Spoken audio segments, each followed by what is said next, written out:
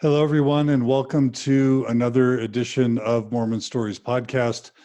I am your host, as always, Dr. John DeLynn.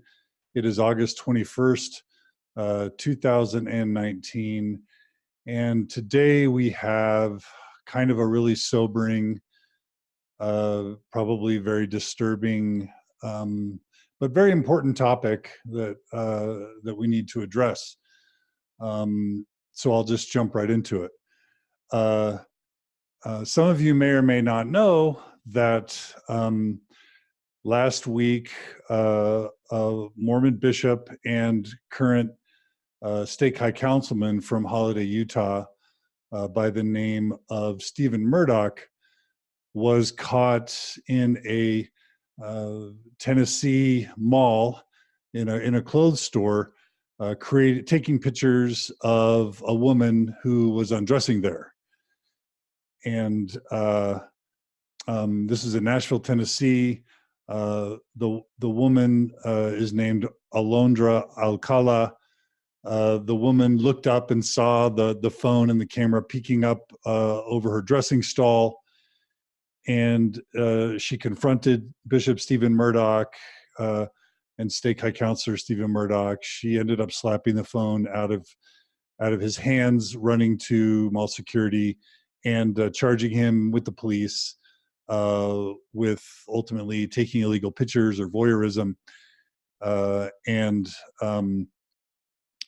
just last Sunday, as a result of the news reports, Steven Murdock was released from his position as stake High Counselor in the Utah, the Salt Lake Olympus stake, where he lives in the Utah Olympus 8th Ward in Holiday, Utah. And we're grateful that news outlets are finally covering the story. At first, it was only local kind of Tennessee news that was covering the story, and it took several days, and then finally a courageous reporter from Fox 13 News here in Salt Lake covered the story, and we were very, very grateful for that. His name is Adam Herbitz. And then yesterday, the story finally broke, and the Associated Press and the Salt Lake Tribune and others began covering the story. The reason why we're doing a podcast about this is because the reporters have not obtained what I think is the most crucial part of the story. And for me, the most crucial part of the story is that the Mormon Church played a very important role in covering up Bishop Steven Murdock's history of harassment and abuse, and ultimately, through this cover-up, allowed him for 2 years to remain in a position of significant influence, which allowed him to victimize other people, and ultimately likely allowed to this latest incident of voyeurism in the mall in Nashville, Tennessee. So just to give you an idea of what we're going to talk about today, we're straying a bit from the normal Mormon Stories format. I won't be interviewing anybody, but what we're going to be doing is I'm going to be reviewing for you a report that I've written up after interviewing directly 20 people who have relationships with Steven Murdock, have or have had relationships with him. I've communicated with the victim, Alondra Alcala. I've interviewed several former co-workers of Steven Murdock. I've interviewed ward members who lived in Steven Murdock's ward while he was bishop, members of his ward, members of his stake, people that worked with him, co-workers at the highest levels, and I've even communicated directly with some of the victims that he harassed and abused, according to these reports, in the workplace. And I'm going to be telling you kind of a play-by-play full story of what's happened, what Steven Murdock's history is, and also the church's role in covering this up and enabling future victims. And so that's what we're going to be doing today. And it's not something I'm excited about. It's not something that I'm happy about. It's not something that I wanted to spend my time researching and covering. And I want to begin with just a huge disclaimer that we really can't talk about this story without beginning by expressing deep sympathies for all of the victims of Bishop Steven Murdock.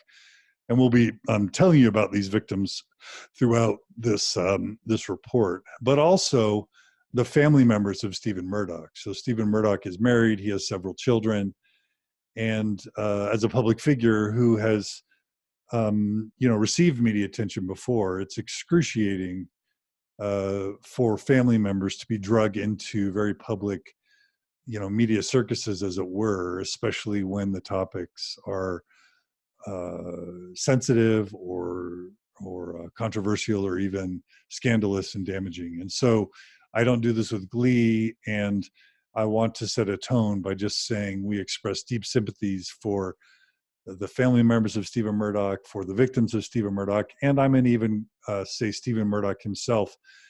This is not something that is fun for anyone. And the only reason, I'm really doing this story is after speaking with Bishop Murdock's coworkers and with his victims, they are all outraged at how the Mormon Church has covered up this story and how they've dealt with the story in the media since it's come out.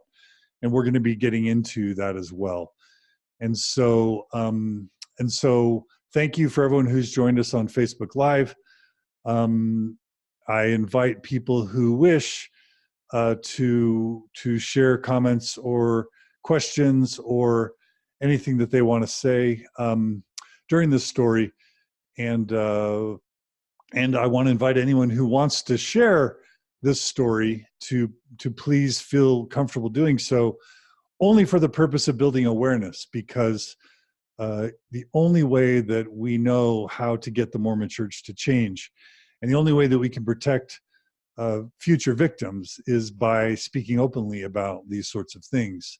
And we know that the Mormon Church cares a lot about its reputation and its legal risk. And we believe that it also cares about the safety of its members. And so we hope that you'll do your best to kind of share this story on the internet, and we'll get the word out. And I just want to be clear, our focus isn't even though we'll be talking about Bishop and State High Councilman Steven Murdock, our goal is not to shame him. We do feel like these sorts of things need to be talked about publicly, but we believe he is a sick man who's not well, who needs treatment. And so, our focus on Mormon Stories tries to be on systems, not on people. So we are even going to try to be as humane and as kind as we can to Bishop Murdock, State High Councilman Murdock, as we talk about this story. So I've pasted into the description of the story a link to my Mormon Stories article that I've just released. You're free to open that up and read through it as we're talking today. I will be using that article as the basis for our discussion today. So here we go. So on, let's see. On August 14, 2019, I, John DeLynn, began receiving reports about a former Mormon bishop and current Holiday, Utah Mormon Stake High Counselor named Steven Murdock, who was arrested last week in Nashville, Tennessee for illegally video recording a woman undressing in a fitting room. The basic facts of the story, the initial story, as best as I can gather them, again, after having spoken with over 20 people directly involved, including the victim, are the following. On August 13th, 2019, Steven Murdock as I understand it, both his wife and other family members were at the H&M store at Opry Mills Mall in Nashville, Tennessee. Apparently, Bishop Steven Murdock was standing at a dressing stall and guided a woman named Alondra Alcala into one of the dressing rooms. And it seems like he was possibly posing as an employee, but I'm not for sure about that. But he sort of guides her into a dressing room for her to try some clothes on. As she begins undressing, she notices an iPhone pointing down at her from the top of the dressing room, which was held by Bishop and Stake High Councilman Murdock. Immediately, she moved to a stall, noticed that Murdock was doing this, saw him trying to delete the photos from his phone, and was able to slap the phone out of his hand, grab it, and he ran to a security person, I believe, in the store with the phone. By her account, quote, "I was kind of cornering him, kind of grabbing his arms, and I did watch him delete photos of me on his phone. Thankfully, I was able to slap it out of his hand and take it and run out." According to an affidavit, Steven Murdock's wife, Amy, asked Alcala not to call police and suggested that things be settled without police involvement. I'm not sure if that's true, but that's what Alcala says, which has been unsettling to a lot of people. Once police arrived, Bishop Steven Murdock was arrested, and he posted bail after his arrest, and he's back in Salt Lake City, as I understand it, and he's been seen by his neighbors walking around the streets of Holiday, Utah. As soon as this story hit the news, some of my listeners reached out to me requesting that I report on the story. They were angry about two things. These listeners had children who recently were interviewed by Bishop Murdock during the time that he was serving as bishop in the Holiday, Utah Olympus 8th Ward in Salt Lake City, in the Salt Lake City Olympus stake. And these parents were furious, number one, that their children had sat alone with this man for worthiness interviews about sexual matters in his bishop's office. And they were just disoriented and confused and angry that an entrusted Mormon leader would act in such a violating way. And they were sickened to think that this bishop had been sort of acting as an inquisitor, alone behind closed doors, grilling their kids about sexual matters, their sexual worthiness, when he himself, as we know now, had this long history of sexual grooming, of being a sexual predator, of sexual harassing women, and, you know, when they reported to me, of voyeurism. But secondly, they were deeply concerned that at the time of his criminal act, he was an active stake high councilman in the Holiday, Utah stake, Holiday, Utah Salt Lake Olympus stake, and that he would continue to have access to vulnerable children, youth, and women in his stake if this was not reported on. So it took me a couple days, because honestly, I want to be careful about these types of stories. I don't want to falsely accuse anyone, and honestly, I don't revel in scandal. I don't revel in shaming people. I've been publicly shamed and accused of really awful things.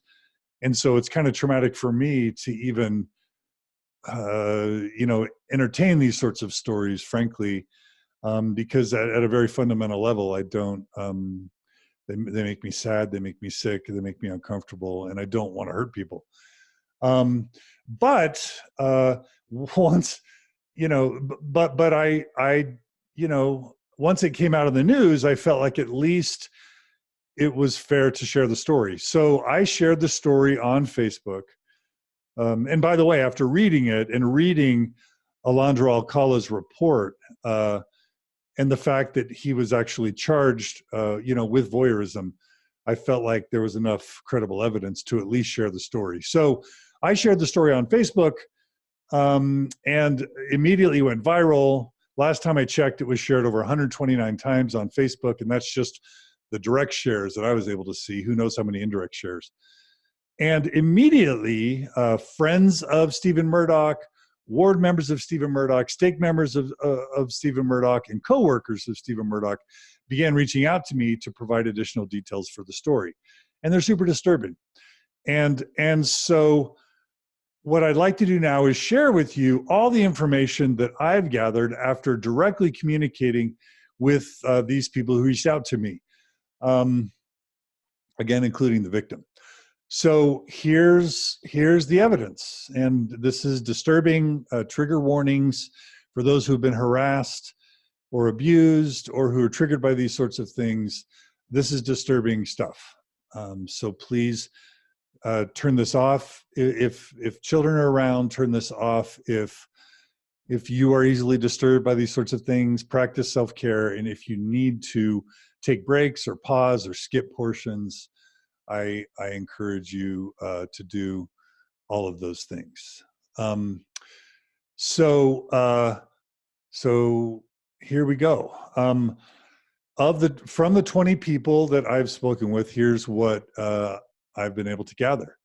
Several of these interviewees reported that Bishop Steven Murdock has long been known for inappropriate behaviors such as giving long hugs, making inappropriate sexual comments, and displaying sexually grooming behaviors at church, at work, in private parties, and with friends for a long time, before he was made bishop, while he was bishop, and after he was bishop, and while he served in the Stake High Council.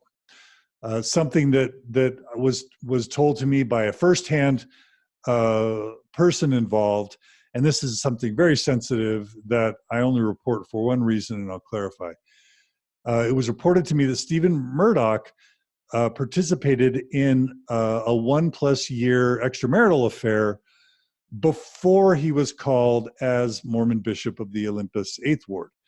And again, I am not mentioning this to shame people who have extramarital affairs. I'm not standing in judgment over that. This fact is mentioned for only one reason. It is odd that Steven Murdock was called as a Mormon bishop, after he had engaged in an extramarital affair, which we have no evidence that he had ever repented for or received any church discipline for. And again, I would not be speaking about this unless I had firsthand knowledge that he had been involved in this affair. And my guess is that many Orthodox Mormons would not feel comfortable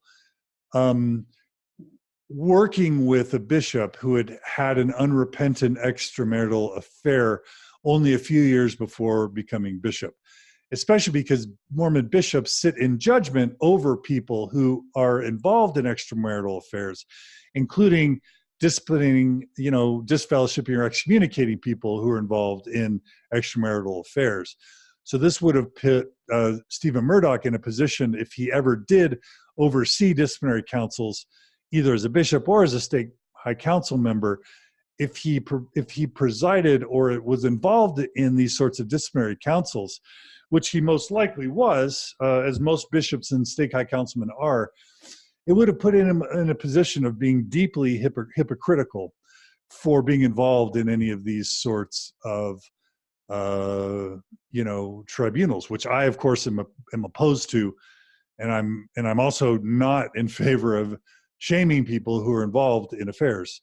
That's not why I'm bringing this up. It's more about trying to talk about the institutional problems within Mormonism that enable and lead to abuse. So the biggest problem here that we're highlighting, that we'll talk about at the end, is the Mormon Church's assertion that that people in Mormon callings are called of God, and specifically that Mormon bishops are called of God, receiving a letter from the prophet of the Mormon Church himself, as I understand it.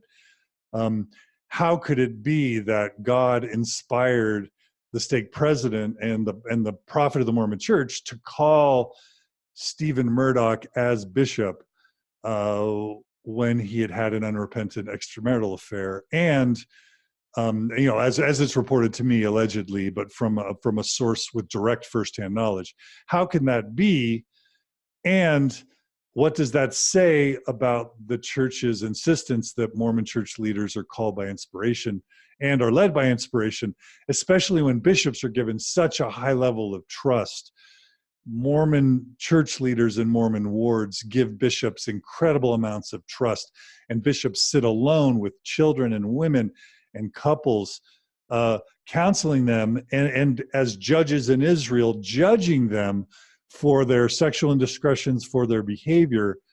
How can it be that this man made it through the church inspiration sort of infrastructure to be allowed to be in this position? So that's one of the major things that has been reported to me by multiple witnesses. Thirdly, Steven Murdock, Bishop Steven Murdock, has had a long history of sexually harassing and at times groping women in the workplace. This is before his time as bishop, during his time as bishop, and after his time as bishop as a member of the Stake High Council. So through a number of sources, I've been provided with the names of several workplace victims of Steven Murdock who claim, and I've spoken with several of these victims personally, they claim to me that Steven Murdock harassed or groped them in the workplace. So that's, that's evidence that's been provided to me by the victims themselves now, and by many coworkers who witnessed this harassment. One source wrote, quote, or reported to me, quote, "Every work party he would hug, rub on my breasts, and touch my behind every damn time. He ended up crossing the line more than once with other women. It was crazy," and this is very sensitive. It was crazy. This is reported by one of the people I interviewed who firsthand witnessed this. It was crazy how Amy, his wife, would just sit and watch. It finally came to the point where I would avoid him at all costs. And again, this means in kind of workplace settings. So, or in parties related to work. This is sensitive because I think for sure Amy Murdock, his wife, is going to be a victim here. But so many people were disturbed at the report at the mall, where she quickly seemed to try and settle this crime or this incident by avoiding police interaction. Many people were just wondering, how could his wife have jumped to his defense and tried to avoid police involvement? Of course, what wife wants their husband to be arrested in a very public and visible way? So it would be natural for her to be very scared about this. But people were just wondering, why was there a pattern here? Was she used to protecting him in some way? But here was additional information about Amy's past witnessing and involvement in Steven Murdock's serial harassment and groping of women. Other points made to me by witnesses. It has been reported to me that Steven had a type in the workplace and in his wards, where he sought out women who were short, very thin, pretty by description, and who are in their early 20s, oftentimes recent graduates of college who were young in their careers, eager to please in the workplace, and desirous to be approved of and to succeed. There were also indications that in his grooming behavior, he would try and find people who had been victimized and who were more vulnerable. According to other reports, whenever Steven was confronted about his sexual behaviors as a, quote, faithful married Mormon man, quote unquote, he would assure his friends and coworkers that Amy Murdock, again, Steven's wife, had full knowledge of his behaviors or past indiscretions.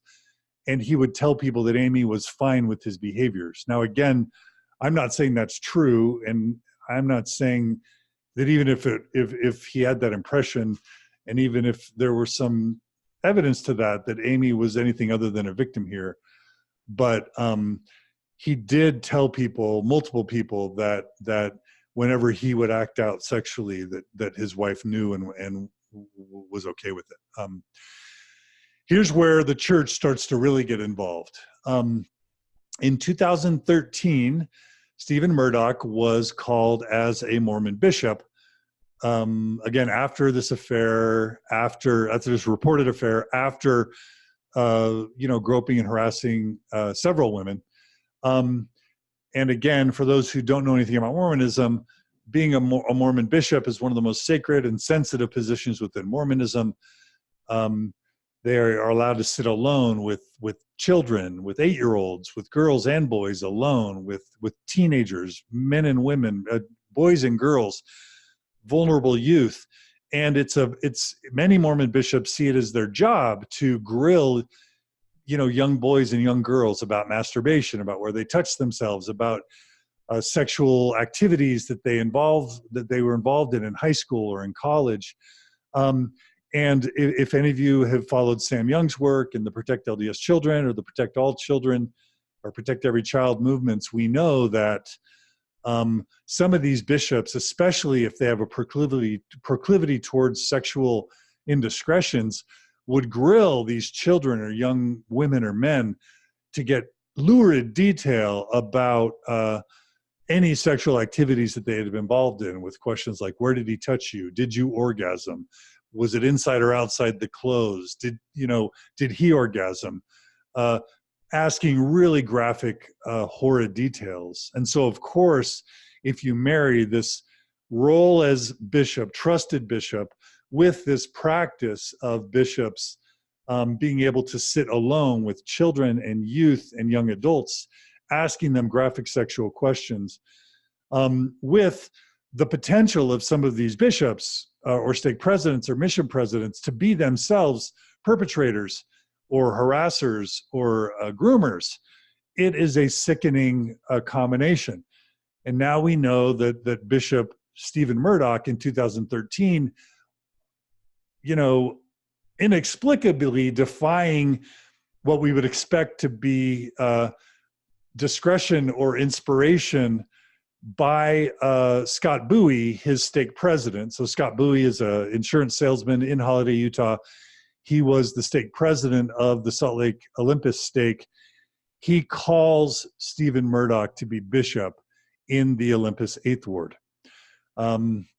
So moving to his time as bishop, Steven Murdock, I've communicated with ward members who lived in the ward when Bishop Murdock was bishop. And at least one or two of the people that I spoke with reported that they would receive long, unwanted, non-consensual hugs from Steven Murdock when he was bishop. That Bishop Murdock would tell his ward members multiple times that he had a great sexual relationship with his wife. He would tell, in this case, one female ward member that when he was alone with her, but also when she was with him and her husband. And both she and her husband felt like it was uncomfortable, like it was sort of grooming behavior. And both she and her husband had reactions that his behavior was weird and uncomfortable. They reported that he would text women as a bishop inappropriately and make inappropriate texts as bishop. Another ward member reported to me that Bishop Murdock would stare inappropriately at her chest and make inappropriate comments, and again, text her inappropriately with strange texts.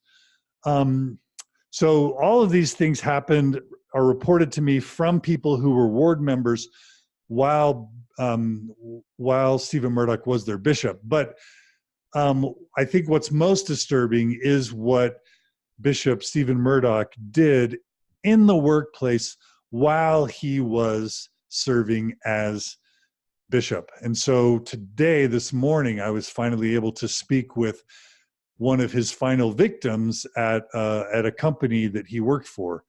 The company was called NFP. It's a multinational corporation that deals with things like insurance, as I understand it. And this victim reported to me the following, that while Steven was serving as bishop, as she joined NFP as an employee, Bishop Steven Murdock would do his best to try to keep her after hours to work alone with her. She reported that Bishop Murdock did his best to give her an impression that he had more authority over her and more jurisdiction as a boss than he really did, which was something that she didn't discover until a little bit later. She reported that Bishop Murdock would explicitly use his position and title as a Mormon bishop to both ask her questions, detailed questions about her private sex life. And he even engaged in grooming behaviors where he would shame her about her private sex life on the job, using his title as bishop to try to groom her. So it was sort of this, I'm a bishop, I'm a righteous man, but I'm going to ask you sexually explicit questions, but I'm going to try and shame you about any private sexual behaviors that you're involved in, even though you're not a member of my ward. But I'm also going to, and she reported this to me, he would show her pictures of himself without his shirt on. He would stroke her legs, bare legs, under the table during business meetings. And he, kind of the most disturbing incident that led to this particular victim actually reporting him to employees, to her supervisors, is that during a business meeting in front of clients, Bishop Steven Murdock, got a hold of her phone, unlocked phone, and while he was in front of clients, searched her phone to find inappropriate pictures that were private, and took pictures of those private photos so that he could keep them and use them for whatever purpose. And again, all of this happened while they were in the presence of a client. And this particular victim knew this because when she got her phone back, private pictures of her were showing on the phone that he had just grabbed from her and used. And so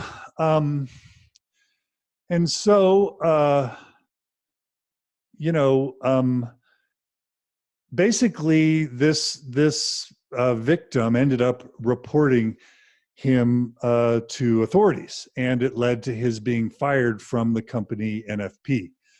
Incidentally, this victim said to me, as she was considering Bishop Steven Murdock's time alone with young girls in the bishop's office, she wondered, I can only imagine the things that Bishop Murdock talked about with girls in his bishop's office privately alone, or the way he tried to touch them when he was serving as bishop. So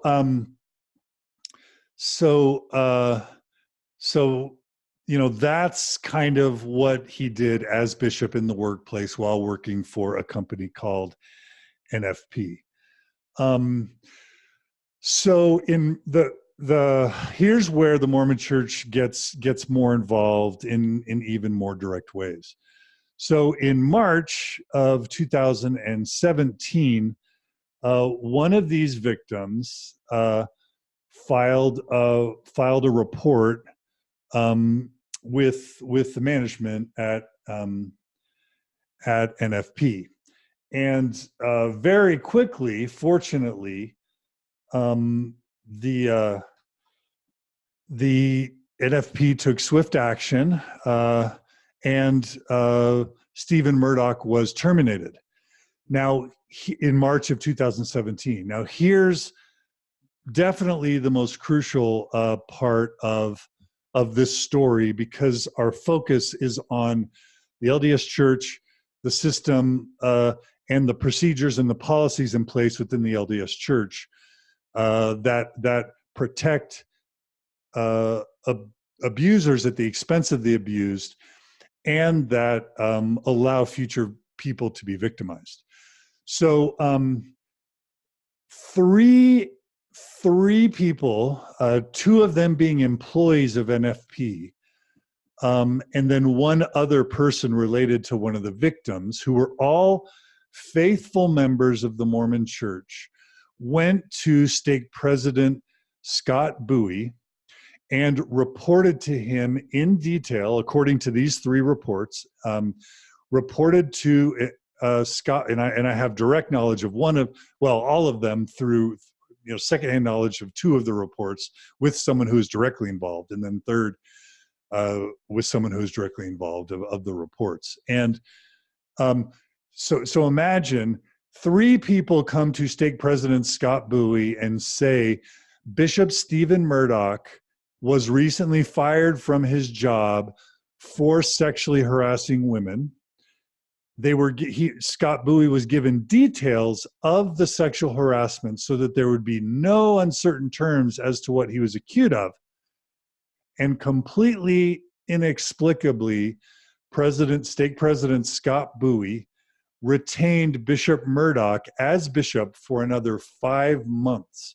So for another 5 months after being fired for sexual harassment, after this long record of inappropriate sexual behaviors, allegedly according to all the firsthand witnesses and victims and friends and coworkers of Bishop Steven Murdock, he was retained as bishop for another 5 months to be able to meet alone with young girls, young boys, young teenage girls, young teenage boys, young adult women, women in bad marriages and vulnerable positions. He was allowed to continue with these as bishop for 5 months. Then, again, completely outrageously and inexplicably, in August 2017, 5 months after Bishop Murdock was fired, Bishop Murdock was released by Stake President Scott Bowie after 4 years of service as bishop. But then he was immediately called into the Salt Lake Olympus Stake High Council, a position of even broader influence, where he would be able to interact at a higher level, at the stake level instead of the ward level, with multiple wards instead of a single ward. He was able to serve there for another 2 years until last Sunday, when he was released, only after this entire news story had become public. And ironically, in Steven Murdock's position as a stake high councilman, he would have been able to sit in these disciplinary councils where men and possibly women were tried for inappropriate sexual behavior and or marital infidelity, which according to reports he himself had been involved in without repenting. And he would have been able, or missionaries who had come home early from missions because of sexual indiscretions. Stake High Councilman Murdock would have been able to sit in judgment over these people and even disfellowship or excommunicate these people from their callings. So why in the world did President Scott Bowie retain Steven Murdock into the Stake High Council after 3 separate, active, faithful Mormons had gone to him to report his long history of sexual abuse or harassment or groping of women in the workforce? It's just really inexplicable. So who knows what happened during those 5 months that Murdock, Bishop Murdock was able to remain as bishop. Who knows what happened during the 2 years that he was able to go from ward to ward to ward within his stake, speaking to youth and to adults about the law of chastity and other things, whatever private relationships he was able to have in the stake, whether it's girls' camp or young men's or young women's. Who knows what he did there while he was serving in the Stake High Council. But what we then know, if we bring it up to modern times, we know that August 13th, He was charged with voyeurism in Nashville. He was arrested. He posted bail for secretly taking photos of Alondra Alcala while she was undressing. You know, and then to just follow the timeline, August 14th, you know, the news reports started coming out about Steven Murdock's arrest. August 16th, I posted, you know, in the Utah Facebook Mormon context, the story, which made it go viral on Facebook. And then, of course, on August 16th, thank goodness, Fox 13 News of Utah reported on the story. And then on August 18th, Steven Murdock was released from his calling.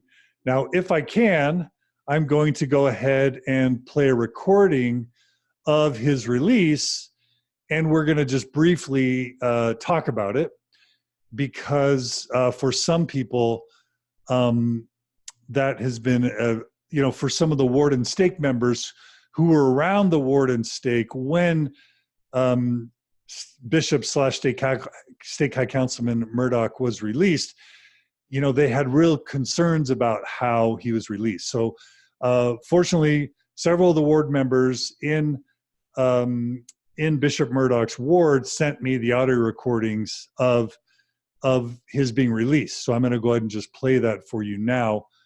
Here goes. Brothers and sisters, the state presidency has released my brother Steven Murdock as a member of the Salt Lake Olympus State High Council. We propose that we all raise our hands and express our appreciation to him for his service and our support to him and his family at this time. Those who would like to do so, please don't their hands. Thank you. So that was a recording of Bishop Steven Murdock being released from his calling as Stake High Councilman just a few days ago. And I'll just read some of the reactions of the ward and stake members who were there when they had to hear these remarks. So one of these ward members wrote, "He was released today, but we were asked to give a vote of thanks to a, quote, great man, unclose quote. I did not raise my hand because, quote, what in the actual hell, close quote." Now, this person was not in his ward, so it must have been in a different ward, and it may have been a different, you know, audio recording that this happened. But this ward or stake member was deeply concerned that they were asked to raise their hand to give support to a great man, meaning Bishop Steven Murdock, by, I'm only guessing, either the stake president or a stake high councilman who released him in that ward.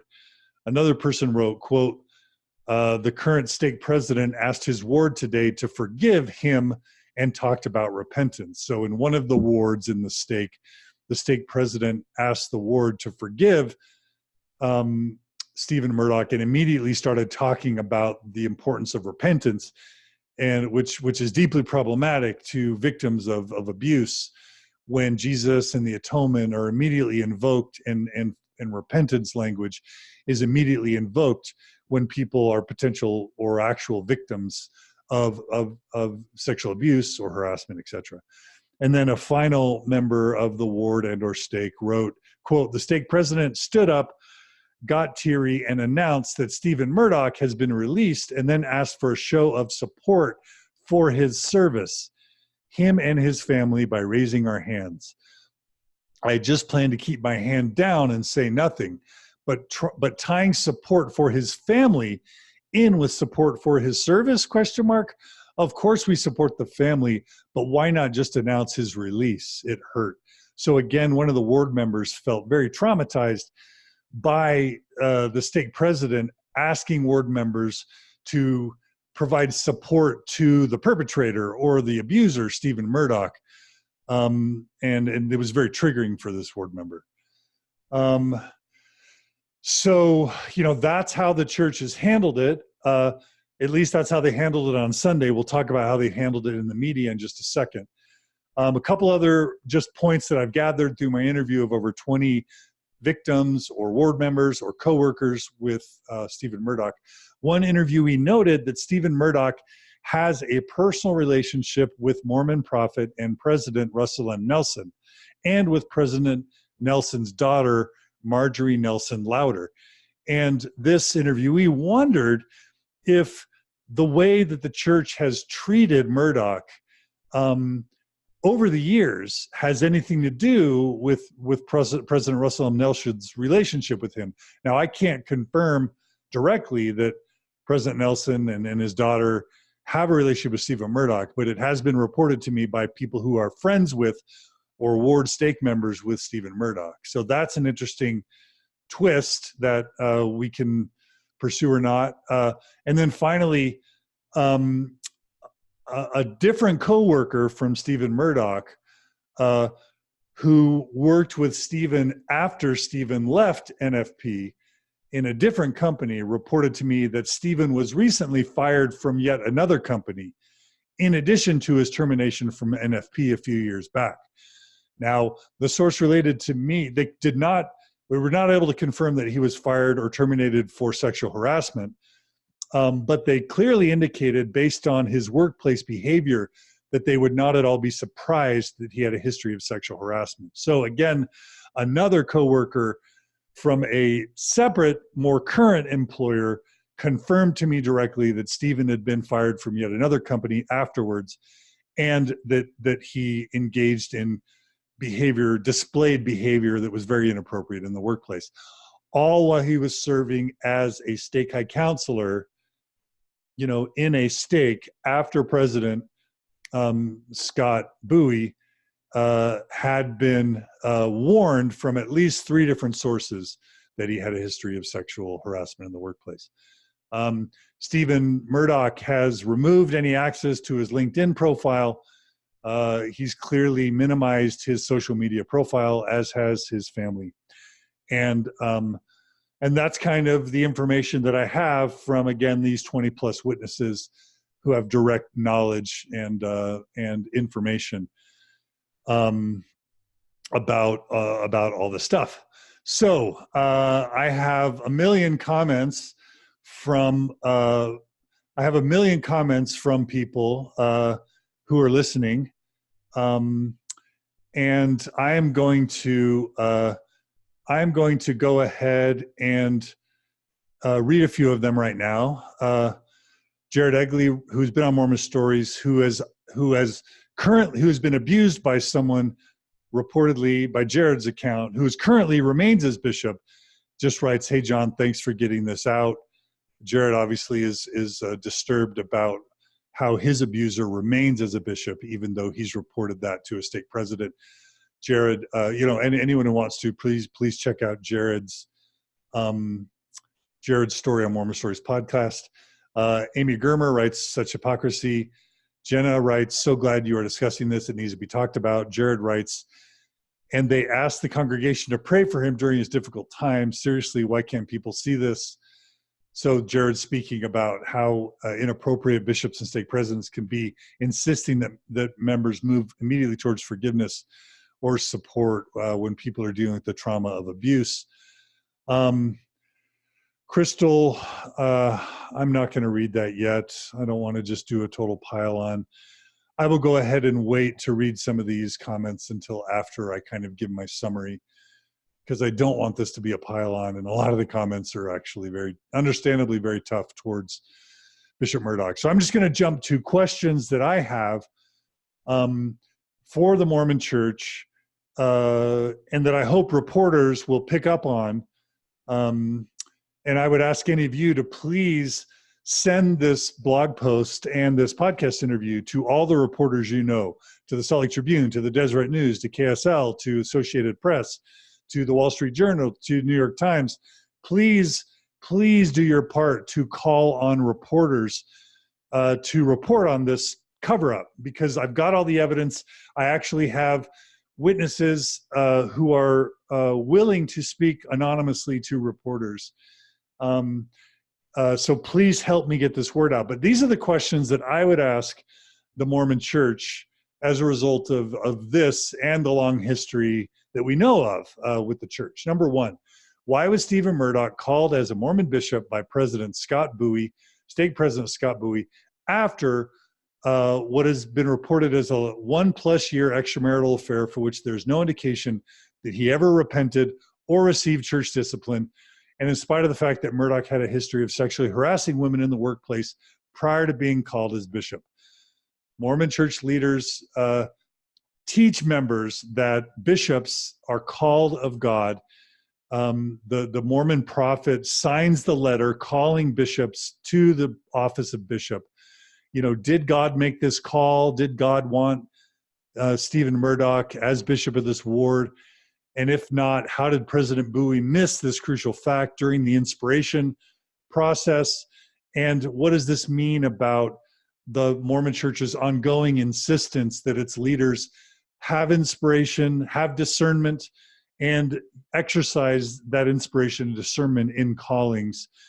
And is it legal and moral and ethical? And does it compromise a member's safety to continue teaching this doctrine of discernment and inspiration from leaders? That's question number one.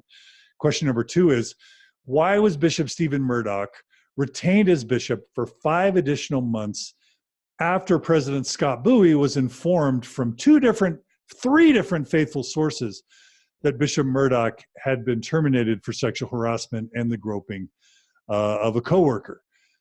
This gave Bishop Murdock 5 additional months of direct access to children and to youth as bishop. So what was Stake President Scott Bowie thinking when he did this?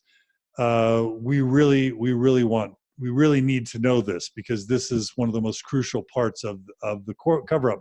And I'll just say, people in the know are really concerned about whether Scott Bowie is going to be the fall guy, just like other church leaders in the past, whether it's John D. Lee or with the polygamy, with the post-manifesto polygamy stuff of the early 1900s. Many are worried that Scott Bowie is going to be the fall guy. We'll talk more about that in just a second. Question number 3 is, why was Bishop Murdock released after only 4 years of service? Traditionally, Mormon bishops serve for 5 years. This shows that Bowie felt like there was something that required an early release of Bishop Murdock. So in a way, it sort of proves that that Bowie knew that there were problems with Murdock, but inexplicably, so that's something. Question number 4 is, did President Scott Bowie consult Mormon Church headquarters, area authorities, higher church level leadership, general authorities, or most importantly, the Kurt McConkie law firm? Did he consult with any of them when he released Bishop Murdock 1 year early? Or when he received 3 independent reports from faithful members that Bishop Murdock had been fired for sexual harassment on the job? If so, what was the recommendation of Kurt McConkie or of the church leaders?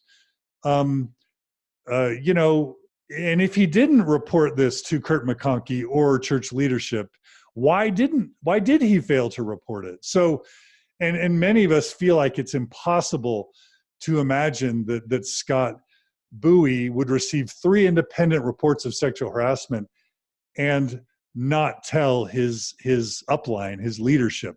So either he's corrupt. I mean, I don't know what else to think, because certainly he can't ignore 3 independent reports from faithful members. So it would cause one to wonder whether either A, he was corrupt or complicit. And by all reports, he was a very strict, by-the-book stake president. Either that, or he didn't believe, or he did report this up the chain. And if he did, I think reporters need to really get to the bottom with documentation of what was reported to Kurt McConkie, what was reported to area and general authorities, and what was their advice, Question number 5, why was Bishop Steven Murdock immediately called to serve as a stake high councilman by President Scott Bowie, a position of increased visibility and influence, even though he was released as bishop 1 year early? And again, even though he had been told by 3 separate faithful sources that Murdock had been terminated for sexual harassment. We're just befuddled by that. And I think reporters need to get to the bottom of that question, because that is, again, how future victims are made vulnerable. So instead of like this being made public, ward and stake members being warned, law enforcement officials being involved, investigations being held to make sure that ward or stake members hadn't been victimized by Steven Murdock, keeping it quiet and putting him in a position of further and increased responsibility. So now he's talking to stakes. He's at a stake level instead of a ward member. Now he's traveling around multiple congregations, having the imprimatur of an approval of the stake presidency, which is a higher level of authority. And we all know that stake High Council is a precursor to stake presidency member. You know, how in the world could Bishop Murdock have been allowed to be called into this position and to remain in it for 2 years? Again, questioning this doctrine of discernment and inspiration that we're taught that our leaders have, that our leaders are called of God. Number 6, why have so many witnesses reported, including Steven Murdock himself, that Amy Murdock was okay with Steven Murdock's sexual indiscretions? Maybe this is true, but maybe Amy's been misrepresented. Why was Steven Murdock telling people this? Maybe he was lying. Maybe he was abusing her. My guess is undoubtedly Amy Murdock and her children are all victims to Steven Murdock. But you know, we have to say that both with the recent arrest and with at least one other account, and by Steven Murdock's own words, there's an impression that somehow Amy became either a conscious or an unconscious enabler to some of his behaviors. But hopefully that's not true. We will see. And regardless, we will say that Amy Murdock has to be a victim in this. You know, some have doubted, you know, the account from Alondra Alcala that Amy Murdock immediately sought to prevent her reports from going to the police. If Amy Murdock did try and prevent Alondra Alcala from going to the police, why did she do that? And what other incidents has Amy known about and or covered up for Steven Murdock? Number 8, to what extent is Amy Murdock the victim of an abusive, smooth, manipulating husband and father versus complicit in apparently serial harassment and abuse? Number 9, how many other victims of Steven Murdock are out there? How many of these victims, ward members, stake members, co-workers, community members, people in his neighborhood, other people? How many of these victims could have been spared if Bishop Murdock had been released as bishop when President Bowie knew that he had been terminated from his job for sexual harassment? Was it President Bowie and the Mormon Church's responsibility to warn family and friends and community members when they knew that Murdock had been accused of sexual predatory behavior? You know, the church is really tough on apostates and warning members about apostates and preventing members from talking to apostates and disfellowshipping and excommunicating, you know, apostates for as simple things as like starting a support community or speaking on Facebook about credible problems with church history. Why is it that the church is so ferocious in convicting and marginalizing and alienating and excommunicating and disfellowshipping, you know, honest members who express concerns about church history or doctrine publicly, and yet they're so laxed with convicting and prosecuting and investigating members that are accused of really egregious acts of sexual abuse or harassment? It's really inexplicable, and we're going to talk about that in just a second. But why did the church not do a full-scale investigation? Or if they did, what was the verdict? What did they find? What methods did they use to do the investigation? Number 10, has Steven Murdock made secret videos of visitors to his house, of neighbors? Has he engaged in voyeuristic acts in his neighborhood or in the workplace? In what other ways has Steven Murdock violated people's privacy and acted as a voyeur or as a sexual predator? Number 11, how will Mormon church members be protected from Steven Murdock in the future? So a lot of these perpetrators, like Joseph Bishop, remain, or Sterling Van Wagenen, they remain members of the church. In the future, they end up getting callings into primary or callings into stake presidency or stake high councils or whatever. And ironically, LGBT Mormons had been flagged with asterisks for decades just for reporting same-sex attraction, as we learned with Benji Schwimmer, never having engaged in any same-sex sexual activity at all. It's so stunning that the Mormon Church has flagged with asterisk the records of LGBT people, and yet in so many instances, like with Sterling Van Wagenen, Joseph Bishop, and others, they have not been flagged with asterisks to prevent people like Steven Murdock from serving in the future in callings with youth, callings with children, callings of influence. And again, Joseph Bishop and Sterling Van Wagenen and Lowell Robison are all three examples that I know of where the church has allowed known accused abusers to go on and serve in influential church callings. And we'll talk about that in just a second. So how will the church protect members in the future from Steven Murdock? Number 12, how do the doctrines of Jesus Christ's atonement and repentance apply to situations like this? How fast should we be pressing victims or ward members to forgive?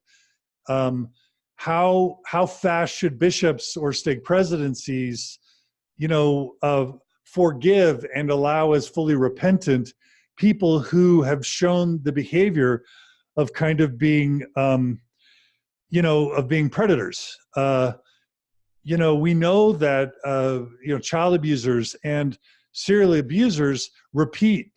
And that's why governments often flag people as, on a sexual registry. But in the Mormon Church, from all the different accounts I've heard of abuse over the years, bishops and stake presidents rush victims and ward members to hurry to the place of forgiveness and compassion and repentance on the part of both victims, ward members, and perpetrators, to sort of wipe clean the offense and to keep it quiet and to not involve policemen and to not talk about it.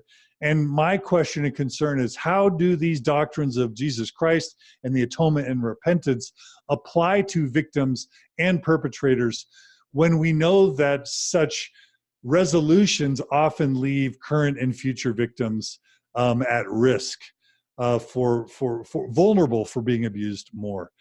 13, how many other abusers like Murdock have been protected and promoted by Mormon Church leadership? What other children, youth, and women are currently vulnerable to leaders whose abuses have been covered up in the past, sort of by this boys club within the church? 14, does Steven Murdock's reported relationship with Mormon Church President Russell M. Nelson and his daughter, Marjorie Nelson Louder, have anything to do with how Murdock was enabled and empowered and protected over the years? Or of how the media has handled this story at present? Maybe there's no relation, maybe there is. I think that's worth investigating.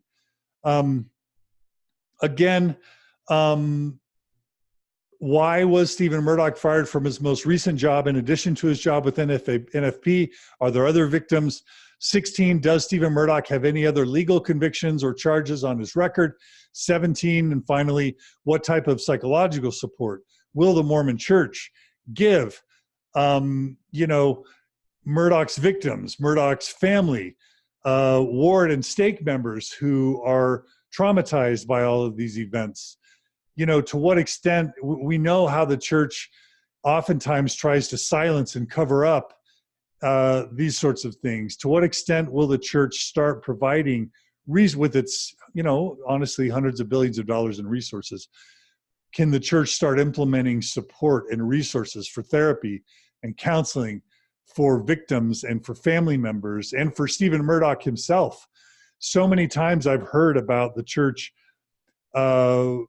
quieting an instance of sexual harassment or abuse and providing no credible therapy or counseling to either victims or perpetrators.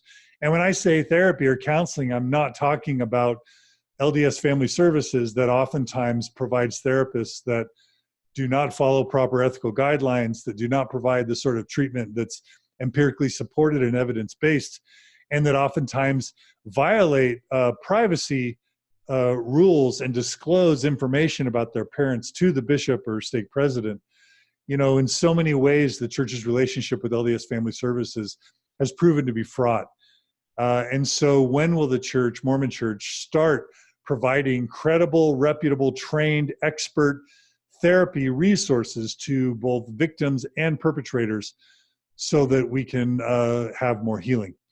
So thank you for your patience so far. We're not done yet, but I promise what we're going to talk about soon is perhaps most important at all, about the church's cover-up and the PR and the damage control by church spokesman Eric Hawkins. But I'm going to highlight 6 problems that I want to highlight that I think the church really needs to take a deep look at and that reporters need to focus on, because we're focusing on systems, not on, you know, individuals here. So problem number 1, you know, the church has a history of not doing background checks and proper training for its bishops and leadership, its stake presidents and its clergy. So is this idea of following the Spirit and discernment and, you know, call people that you know, without proper background checks, without proper vetting, you know, is the church properly vetting and training its leadership? And is that a problem? That's problem number 1. What can the church do to better vet and do background checks on its leaders and to train its leaders so that we don't have more of this? Number 2, a second problem is the Mormon Church's long history of protecting and promoting abusers at the expense of past and future victims. When abusers are not held accountable by the church in a way that notifies church members of the risks, that protects abusers, that invalidates victims, it opens up the way for future victimization. And we have several recent cases of this that we've covered on Mormon Stories and that have been covered elsewhere. Lowell Robinson, go to the episode with Chris Swallow on Lowell Robinson. Lowell Robinson, you know, several individuals who had been sexually abused by Lowell Robinson went to Lowell Robinson, went to church headquarters and let Elder Tingey, Earl Tingey, know that Lowell Robinson had sexually abused them because he was about to serve as a mission president for 3 years. Earl Tingey ignored those reports. Lowell Robinson went on to serve as a mission president for 3 years over other young men. He went on to serve as a stake president, and then he went on to serve in the primary, as I understand it, after the church had received multiple reports of sexual abuse by Lowell Robinson.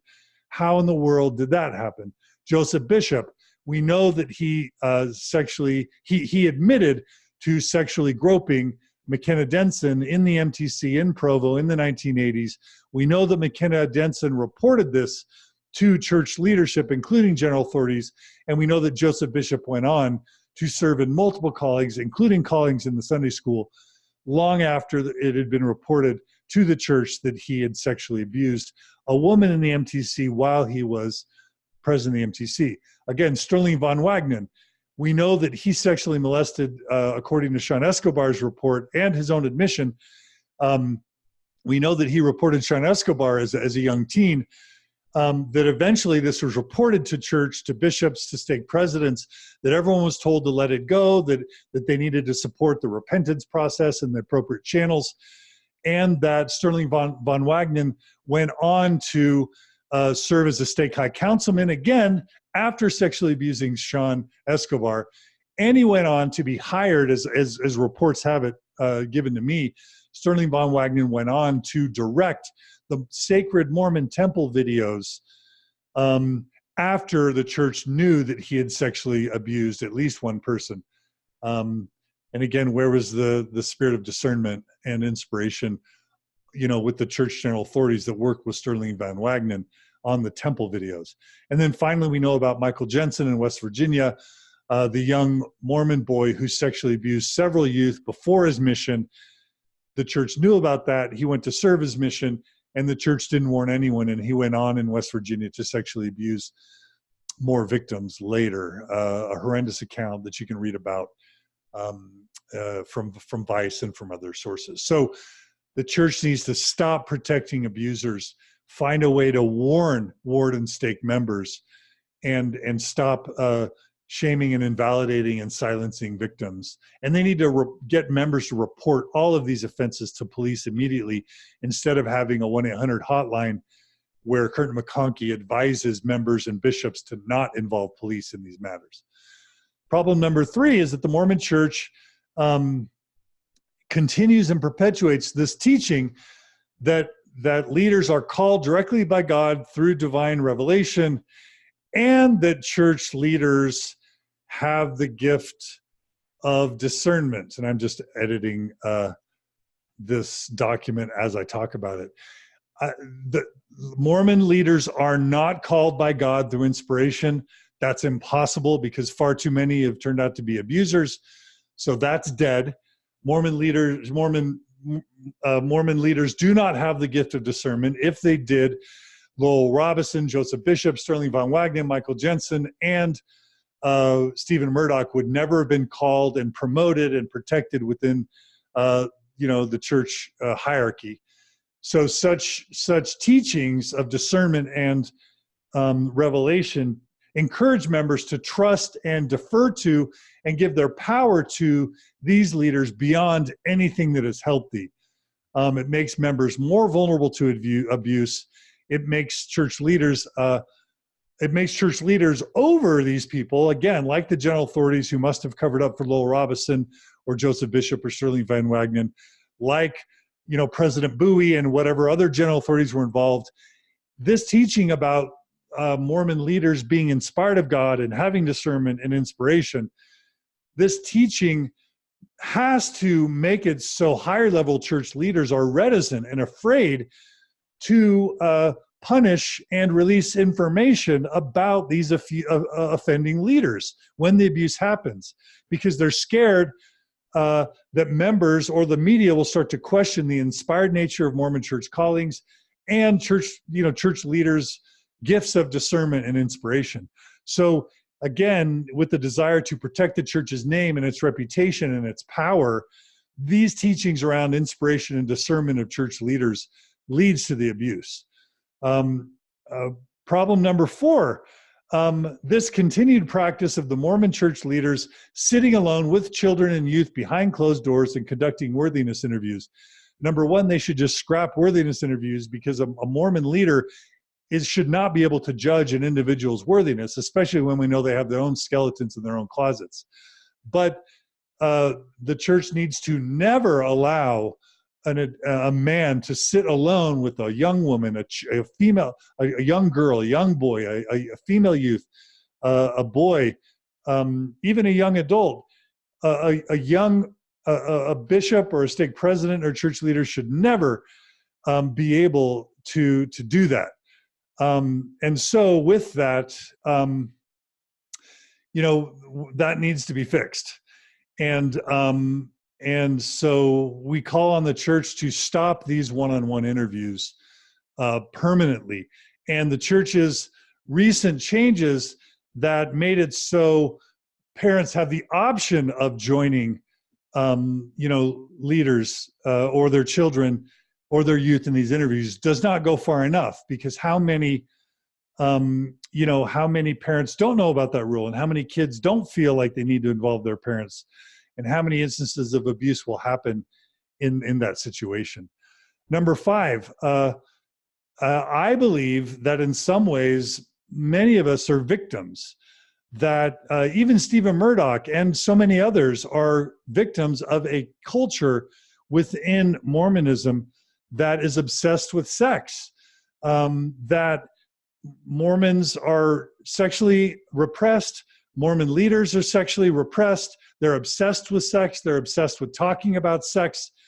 And I believe that this shaming and this obsession and repression with sex leads to a church-wide culture of lying and deception amongst youth and adults.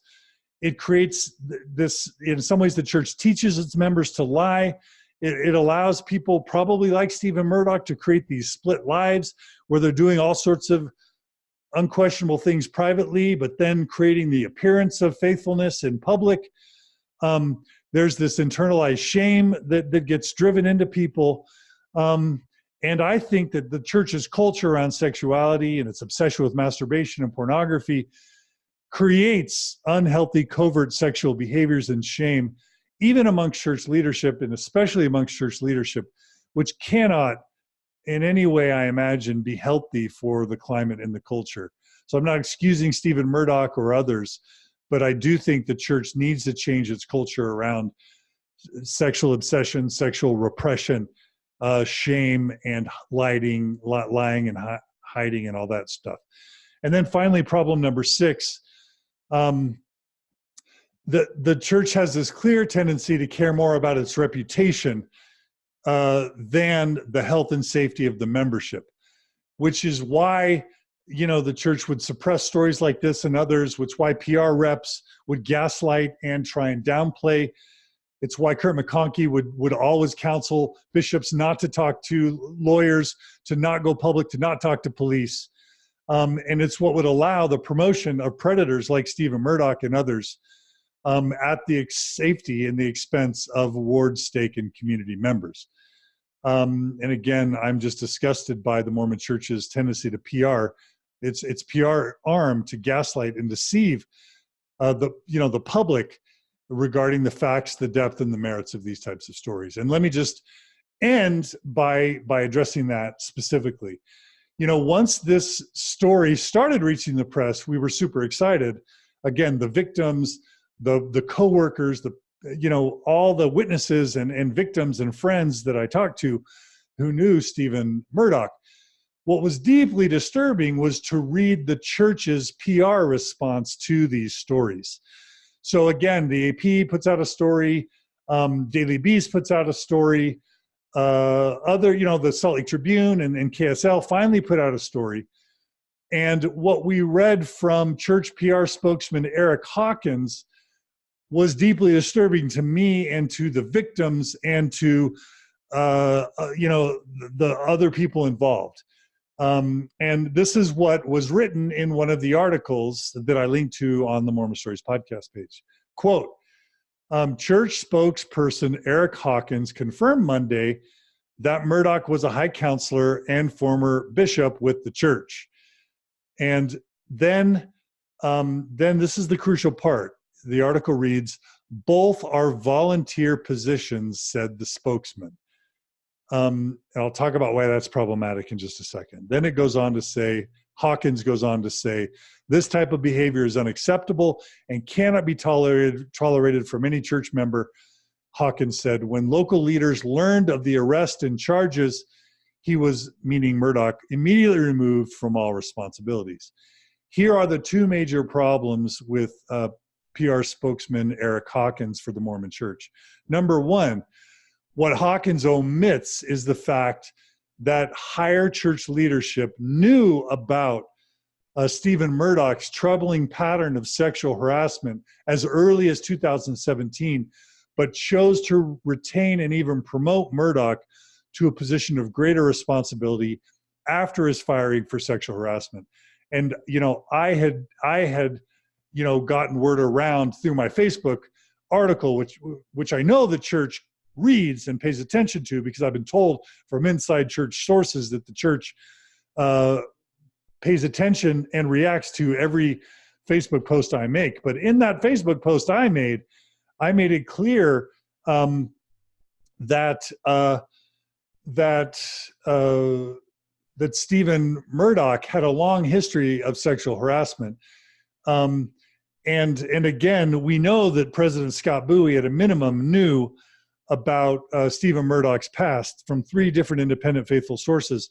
But it is really hard to believe that other church leadership didn't know about Bishop Murdock's firing from NFP. And so, it's likely that Hawkins is not being honest about what the church knew and when it knew it, and that it basically gave the impression that the church, immediately fires people when they learn about these sorts of problems. I don't think it does. But the other thing that was deeply troubling for those who read was Hawkins' attempt to downplay the sacred and powerful role of Mormon Bishop and Stake High Counselor as, quote, volunteer positions. Anyone who's been Mormon or has existed in the Mormon universe knows that according to Mormon doctrine and policy, that bishops and stake high councilmen are called of God directly by inspiration, by leaders who have the spirit of discernment, and that the calling of bishop comes with a letter signed by the president and prophet of the church. So to dismiss and downplay publicly the role of bishop or of stake high councilman as merely a voluntary position feels like gaslighting. It feels deeply disingenuous. And I just want to call on Eric Hawkins and the Mormon Church to redact or clarify that statement, because it feels deeply disingenuous to me and to the victims of Bishop Murdock and to all the other people that were influenced by Bishop Murdock and other leaders when he used his mantle of bishop to groom people like he did with the victim that I talked to that led to his firing. After reading Eric Hawkins' statement, one of Bishop Murdock's victims expressed the following concerns. Number one, she was surprised that this story had not received more in-depth, thoughtful coverage from the media within Utah, particularly exploring Steven's long history of sexually mistreating women and the role of the Mormon Church in protecting and enabling Bishop Murdock. Why have journalists not looked into this problem? It's a big question. They've had many, many days to do it. I'm not a reporter, and I've been able to uncover this stuff. I posted on Facebook immediately about this cover-up and that Steven, that the stake president knew about Bishop Murdock's firing from sexual harassment. Back in 2017, I posted about this on Facebook. Why have no media people or investigated this issue? This victim of Bishop Murdock expressed this concern. She also worries that the church has been successful in either suppressing or manipulating this story with reporters. That was her first concern. The second concern of one of the victims was, she said that she would like to see Bishop Steven Murdock and the LDS Church held accountable for protecting Bishop Murdock, Stake High Councilman Murdock, and others who do these sorts of things, because according to the words of the victim, she wants to see a Mormon world, an LDS Church world, where predators are not protected by multi-billion-dollar organizations, by PR spokespeople who are savvy and who work to manipulate the media and downplay church leadership involvement, again at the expense of victims. So again, we call on the Mormon Church to start being far more responsible in how their PR department does damage control and tries to influence the media and or gaslight or influence members or the general public. In conclusion, in summary, we are asking that those who are paying attention to this story, news media, reporters, whoever, we are asking the following, through this case study, how can the Mormon Church improve its leadership, its policies, and its practices to prevent such cover-ups and or mistakes from happening again? And secondly, how can the Mormon Church better prepare its members to protect themselves from potentially abusive leaders? We hope that can happen. That is why we're doing this episode. It's systems, not individuals. I and those, who are behind me, the victims and the coworkers and the friends involved with Steven Murdock, we welcome any additions or corrections to this report. You can go to a link on Mormon Stories Podcast. The link is mormonstories.org/podcast/Steven-Murdock. That's STEVEN-Murdock, DOCK. Please send us your questions or comments, additions. If we've made any errors, we will correct them with evidence. Our intent is not to shame or mislead anyone, including Steven Murdock or his family, but to provide the Mormon Church and the public with a thorough case study so that the church can learn to do and be better. If there are any additional victims or friends or family or ward members that want to add to this story about Steven Murdock, we are welcome, to receive your confidential reports. You can email us at mormonstories@gmail.com. But most importantly, where are the reporters? If any news reporters, Salt Lake Tribune, Deseret News, KSL, Associated Press, New York Times, Wall Street Journal, if any news reporters would like to obtain further details about this story, please reach out to me at mormonstories@gmail.com. I will provide you with the name of all the witnesses who are willing to go on the record. Some of them have already said they would, but they want to do it anonymously. I will provide you with that information so that you will have all the information you need to provide this with the global coverage that is necessary to not allow it to be swept under the rug.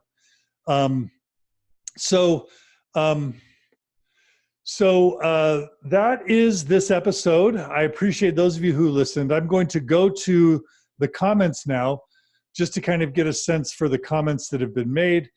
We have had lots and lots of comments. I apologize that I've been so busy relating the report that I haven't been able to include the comments so far. We've had over 229 comments so far. I encourage all of you right now to please share this story. We've got 202 people that are live. If those of you will please share this story right now live on Facebook, it can be made known throughout all the memberships of the church, the PR, news reporters, etc. It can help spread the word so that we can do better. I think that will be an important way that we keep things like this from ever happening again. Now I will do my best to read some of the comments and involve our listeners. And by the way, I'm just going to add a final note. This is something that I have as a PS to this article that I need to finish writing. But I personally would be remiss not to take time during this story to reflect on how I, John DeLynn, and I as a man and men in this world and women in this world have all been complicit in creating environments, workplace environments, church environments, personal environments, that support patriarchy. That I and others have either participated in or supported patriarchal systems throughout our lives. We all, including myself, including John DeLynn, have played and play a role in enabling patriarchal abusive systems. Even when the patriarchal systems are doing their best to care about victims and to believe victims and to report perpetrators, we still live in an environment post Harvey Weinstein, post Me Too. We still live in a world where women feel disempowered, where women are not are paid less, where women are not in positions of leadership and church leadership and corporate leadership like they should be, and ultimately where women do not feel safe reporting abusive experiences to coworkers and to management. Many of the victims that I've talked with did not report the abuses of Steven Murdock to their employers because they felt like they wouldn't be believed, or they were scared about the repercussions that would happen. And so, just like we're all of us who participate in racist systems in some way bear responsibility for racism that happens, even if we're not using the N-word or explicitly treating people in racist ways, we're still racist in the sense that we participate in these types of systems. We are all complicit in sexism to the extent that we participate in sexist systems where women are marginalized, women are mistreated, and women don't feel safe. So I need to do better. I need to look at what I can do to, in my own power, in sphere of power and influence, to do better, to know what I've done wrong. I've made mistakes in my life in many ways, in all sorts of ways. So I'm going to try and be more thoughtful about this. I'm complicit. We're all complicit, and we need to be more thoughtful. And I would call on listeners to do their part to empower women, strengthen women, promote women, enable women, pay women more, and create workplace and social and cultural and Mormon and religious environments where women are empowered, and children where they feel safe to report and where they feel believed when this type of thing happens. So that's sort of me trying to do my best to take responsibility and to call listeners to do that as well. So many comments, I'm not going to read them all, but I'll start. Martine writes, my immediate past stake president, Oscar McConkie III, son of Kurt McConkie, co-founder, Oscar McConkie Jr., drilled it into our, oh my gosh, that comment just disappeared. So some of these comments are disappearing as they're being made, and that is awful. So Martine, if I can find a way to get your comment back, I will. Let's see, Sarah writes, good point about sexual inhibitions, dual identities, and shaming. Let's see. Oh my gosh. We are having several really harassing people making comments, and I'm really disgusted by some of the comments that are being made. So as we're talking, I'm going to have to go in and moderate some of these comments because they're egregious. So please forgive the egregious and abusive commenters that are commenting. Let's see. I think what I'm going to do is I'm going to go ahead and end this episode now. I'm going to thank everyone for their participation. And what I'm going to do is I'm going to go back later and probably do a follow-up to this episode. I may include experts or professionals or other people, but I'll also do my best to read and comment on comments from my listeners, because these comments are coming in way too fast. They're scrolling past my eyes. There are several people who are being abusive in these comments, and I want to be able to do this thoughtfully before I respond. So this has been my report of Voyeur and Bishop and Stake High Councilman Steven Murdock's case, which attempted to be a case study in how the Mormon Church ignores and covers up abusive behaviors, protects abusers at the expense of victims. And I would just call on all of you to do your part to spread the word, talk to journalists, share the story with journalists, share this on your web pages, share this in your Facebook groups, Twitter feeds, Instagram. I would love to see over 100 people share this recording right now, and or the Mormon Stories podcast blog post wherever they can, so that the word can get out. And again, heartfelt love and support to the Murdock family. Amy Murdock and the children they deserve love and respect during this time. Please, let's rally around them and show them love and support. Let's be kind and loving to the family. Even Bishop Murdock, let's realize that he's sick. Let's all figure out how to get him help. Let's show him compassion and love. Let's not lash out at him. Let's not try to harm him or shame him, but let's get him support and help, medical help, however he needs. Let's get him help and support. Let's not shame President Scott Bowie.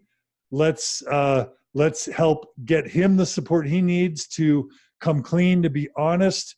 Let's invite him to share with us his reasons for why he did what he did.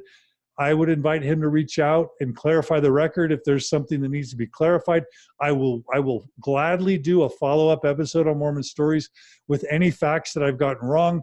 based on any evidence that people have, but let's show Scott Bowie love and mercy. Let's call the Mormon Church to account. Let's ask the Mormon Church and its PR arm to come clean about what it knew and when it knew, how it handled this, who's to blame. And let's hold the Mormon Church and its system accountable such that they change their systems and policies according to this blog post and this episode, such that this type of abuse stops and the church stops protecting abusers, starts promoting and believing victims, and stops doing what it can to do cover-ups to enable current and future victims. So that's what we're calling on. I ask all my listeners to be loving and charitable and responsible in how they behave to this. Please email us with any questions or concerns at mormonstories@gmail.com.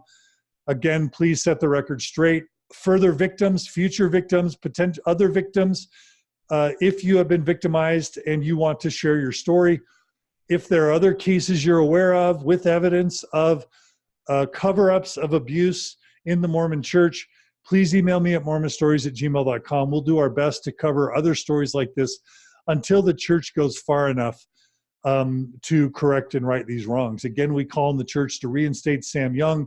They should have never excommunicated Sam Young.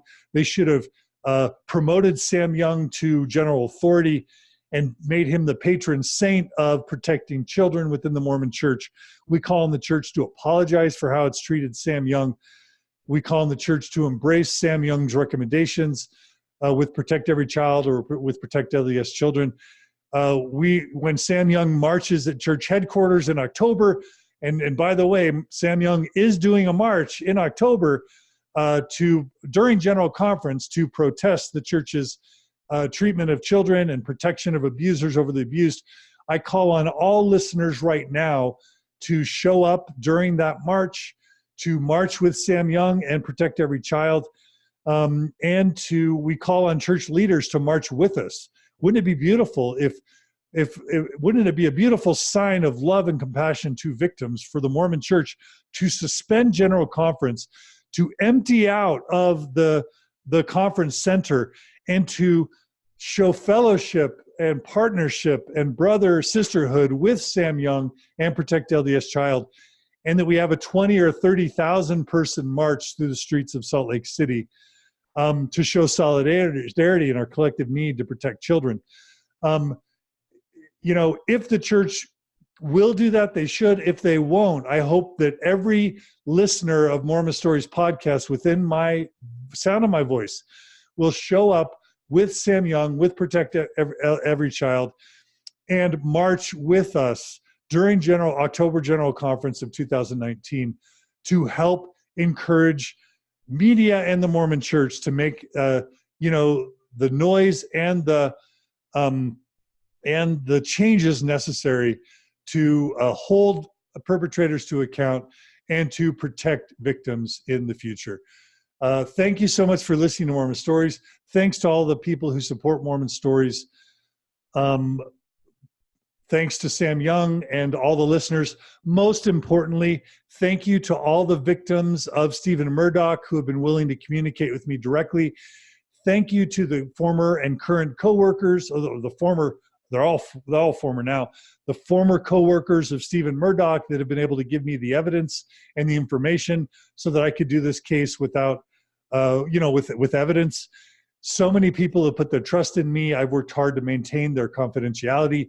But thank you to the victims, coworkers, ward and stake members, and friends and family members of Steven Murdock who have trusted me with their stories and their evidence so that we could present this case study and ultimately help the church change its system and protect more current and future victims. So thank you to everyone. Thank you to our listeners. Thank you to everyone who shared this episode. Now, as I refresh this episode on Facebook to see how many shares there are, there's been 32 shares, which is okay, but I would love to see over 100 shares so that this story goes viral. And please share it on Instagram. Please share it on Twitter. Please share it in Facebook groups. Please share it everywhere, because that is the only way this story is going to go viral. The news media is going to cover it, and we can, uncover the church's cover-ups and prevent future, make restitution for past cover-ups and prevent cover-ups in the future. Thank you, everybody. I love you. I appreciate you. Peace and healing to all the victims. Peace and healing to all the ward and stake members, all the co-workers, all the listeners. Peace and healing to everyone. Let's heal and grow within Mormonism and post-Mormon in ways that just prevent abuse and promote healing and growth throughout the world. Love you guys. We'll be doing follow-up episodes on this very soon. I can't thank you enough for joining us today on Mormon Stories Podcast. And we'll see you all again very, very soon. Take care, everybody.